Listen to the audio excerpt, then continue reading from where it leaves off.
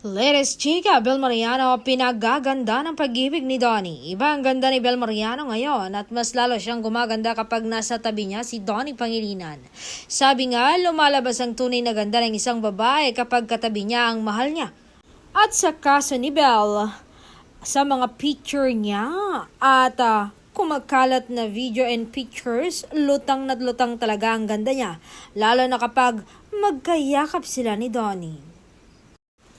Well, gano'n naman talaga, diba? Na kapag masaya ka sa kasama mo, lumalabas yun sa aura mo. Yes naman, happy naman talaga ako every time na si Donnie ang kasama ko.